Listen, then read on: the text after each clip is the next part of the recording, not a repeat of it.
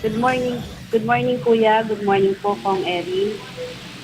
Bali, itatanong ko lang po yung regarding po sa trabaho po, sa boss ko. Kasi medyo pinipersonal niya po ako at tapos ini-exclude niya po ako sa mga working activities po namin. Hindi niya rin po ako sinasagot regarding sa mga concerns ko about sa mga clients or basta regarding sa work po. Pakiulit lang, Mang Lori. Nag-feedback yung audio eh.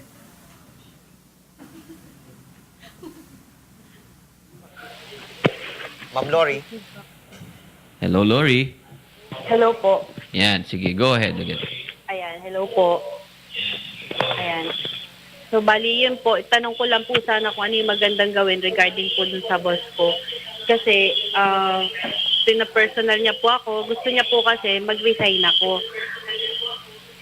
Ang gusto niya po, Unang-una, ang tanong dyan, may basihan ba para mag-resign ka? Kasi kung wala naman, hindi ka dapat mag-resign, no? At manatili ka dapat sa trabaho. Ngayon, anong klaseng harassment ang ginagawa ng boss mo sa iyo? ano po, in-exclude po nila ako sa mga activities po namin.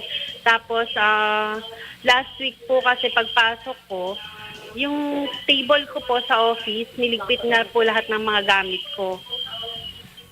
At ano yung naging ano yung rason kaya kung bakit nagsimula yung ganyang attitude ng boss mo sa iyo? Actually po kasi sa sales po kasi kami. So hindi po maiwasan minsan magbibiroan po. So parang napipikon po siya. Actually hindi po talaga lang naman, lahat naman po in general naman yung biroan na mataba siya.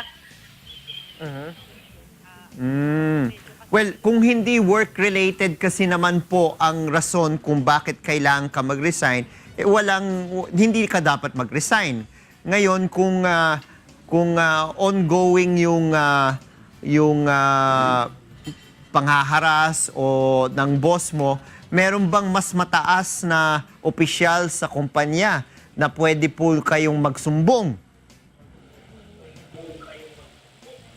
Opo, yung pong First Assistant Vice President po namin, ang ginawa po ngayon, inassign po muna ako sa Makati. So everyday po from Dasmariñas, doon niya po ako pinagre-report. So this month po ng October, wala po akong as in activities para sa mga network ko, inalis po nila yun. Habang inaayos daw po muna kami ng immediate superior ko po. O yun, at least uma-action naman po yung first vice president dahil yun yung proseso na kailangan sundin kung meron pong problema between you and your immediate supervisor. Ngayon, pabayaan po natin na yung struktura ng kumpanya ang gumalaw para gamutin no yung nagiging problema para at least hindi kailangan ng pumunta sa ibang venue kunyari sa labor relations para magsampa pa rin ng kaso. So hayaan na po muna natin na yung kumpanya mismo, yung grievance machinery ng kumpanya sa pangunguna po ng First Vice President ang umaksyon para dito sa usapin ng iyong problema sa inyong immediate supervisor. So tama po yung ginawa ho ninyo. Opo. Aling Lori? Po. Yes po. Meron ba ho kayong katanungan? Wala na po. Okay. Salamat po, Aling Lori. June, back to you. Kung tatanungin ko sana si Lori kung dun ba sa network niya, parang, ano ba, nabawasan ka ba ng komisyon nung nangyari yon? Pagka ganun po ba, kung Erin, kung ganun man, meron bang danyos na pwede siyang mahabol? Parang ganun po ba yan?